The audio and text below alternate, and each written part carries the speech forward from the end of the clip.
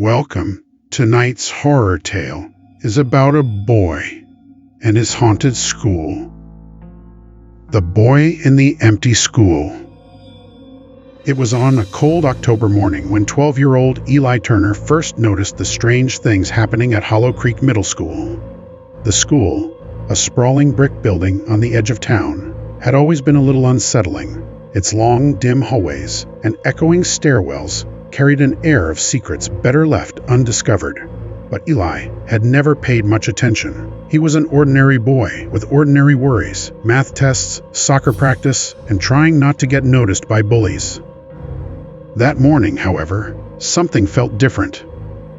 The halls were quieter than usual, too quiet for a Monday. Most of his classmates were still lingering outside, but even their chatter seemed distant, muffled, like sounds swallowed by fog. When he reached his locker, a strange, cold draft brushed against his neck, though all the windows were closed. He shivered and turned around. No one was there. Probably just the old building, he muttered to himself, forcing a laugh.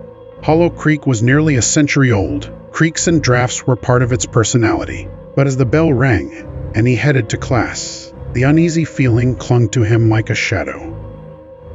The whisper.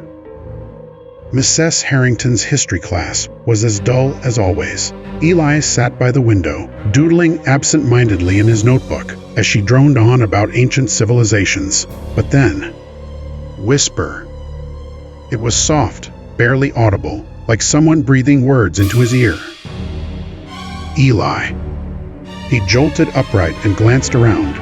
Nobody was near him. The kids beside him were either half asleep or scribbling notes. Mrs. Harrington continued talking, oblivious.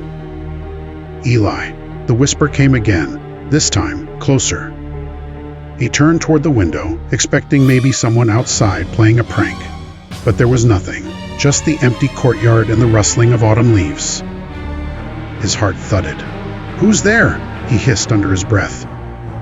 Silence. Then a faint giggle, childlike and distant, faded into the air. "Eli, are you paying attention?" Mrs. Harrington snapped, making him jump again. Yes, ma'am." The class snickered. He sunk into his seat, cheeks burning. Maybe he was just imagining things. Maybe he hadn't slept well. But the voice had felt real. Too real. The locked wing. After lunch, Eli decided to investigate. He told himself it was nothing, but curiosity gnawed at him. There was one part of Hollow Creek Middle School most students avoided, the East Wing. It had been closed off for years, sealed behind heavy wooden doors. Teachers said it was too old and unsafe. The real reason, though, was the fire. Everyone in town knew the story. Decades ago, a fire had swept through the East Wing during school hours. Most escaped, but one boy, Noah Carter, age 12, had died, trapped inside a classroom. Some said you could still hear him crying for help on quiet nights. Others swore they'd seen him staring from the East Wing's windows. Eli had always dismissed those stories as ghost tales meant to scare new kids, but now he wasn't so sure. During his free period, he slipped away from the library and headed down the east corridor. The deeper he went, the colder the air became. The hallway lights flickered dimly, casting jittery shadows along the peeling walls. At the end of the corridor stood the double doors of the East Wing, chained shut with a heavy padlock. A faded "Do Not Enter" sign hung crookedly above them. Eli placed his ear against the door. For a moment, nothing, just the faint hum of the building. And then, tap, tap, tap. His breath caught. It was rhythmic, like someone knocking from the other side. "Hello," he whispered. Silence. And then the whisper again, clearer now.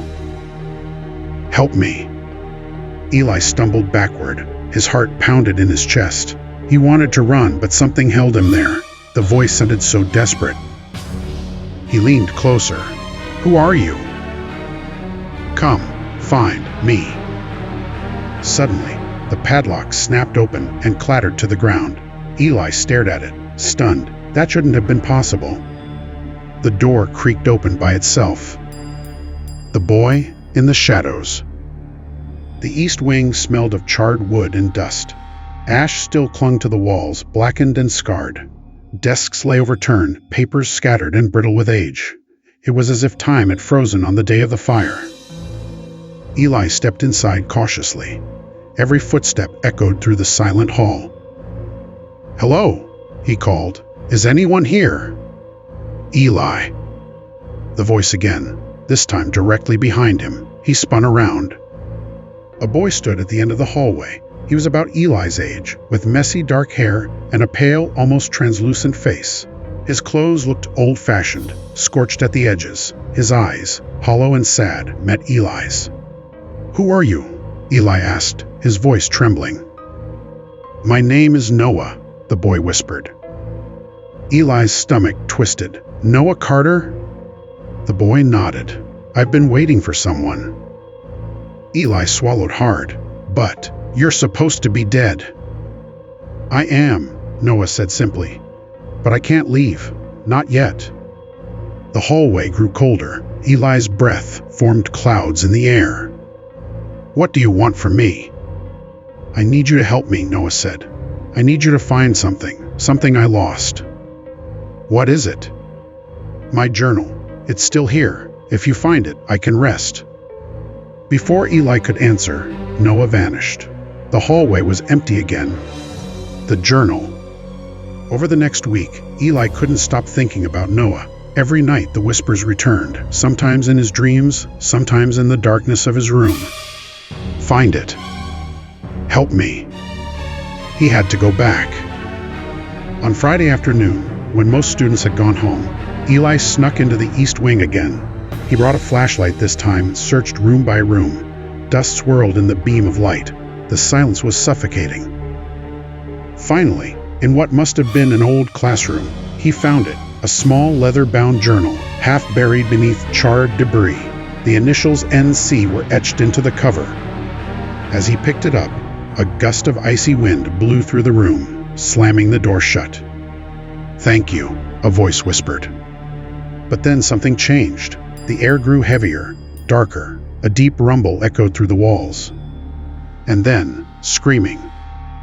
Not Noah's voice. Hundreds of voices, crying, shouting, begging. Flames roared in Eli's ears, though there was no fire. Dropped to his knees, clutching his head. "Make it stop," he cried. Through the chaos, a shadow emerged. It was tall, twisted, and wrong, like smoke shaped into something almost human. Its eyes burned red. "You shouldn't be here," it hissed. Eli stumbled back. What are you?" The shadow lunged.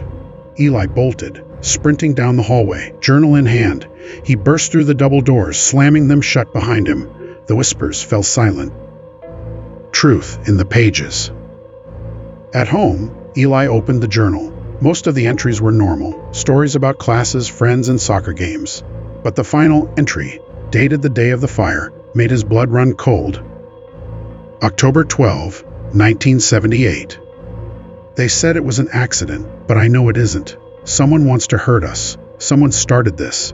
If anything happens to me, it wasn't the fire that killed me. It was him. The entry ended abruptly.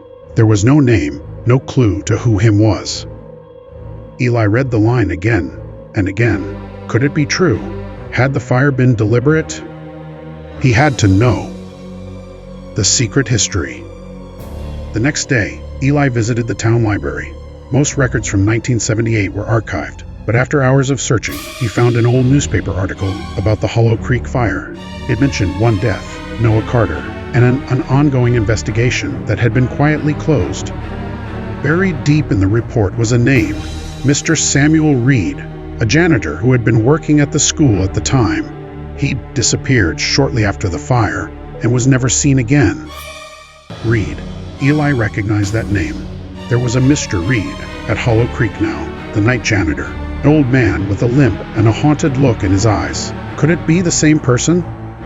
If Noah's spirit was right, the truth hadn't died with him. Confrontation. That night, Eli stayed late at school, hiding until the halls emptied. As darkness fell, he crept back toward the east wing doors. The padlock was back in place. but as before, it fell open at his touch. The moment he stepped inside, the air shifted. "Noah?" he whispered. The boy appeared at the end of the hall, smiling faintly. "You found it." "I did, and I read it. What happened that day?" Noah's smile faded. "He locked me in, Mr. Reed. I saw him pour something by the door. Then, the flames." Eli's stomach twisted. "Why? Why would he do that?" "I don't know," Noah whispered, "but he's still here." A sound echoed behind them, the creak of a door, slow footsteps approaching. Eli turned. At the far end of the corridor stood Mr. Reed. "What are you doing here, boy?" Reed's voice was cold, sharp. I was just... You shouldn't be here." His eyes darted to Noah, but he didn't seem surprised. "You've seen him, haven't you?" Eli's breath caught. "You know about him." Reed sighed. "I always knew this place was haunted. I never thought anyone else would see him." "Did you start the fire?" Eli demanded. For a moment, the old man said nothing. Then he looked away. "I didn't mean for it to happen. I was angry. I was going to scare the teachers, not the children, but the fire spread too fast." "You killed him." Reed's hands trembled.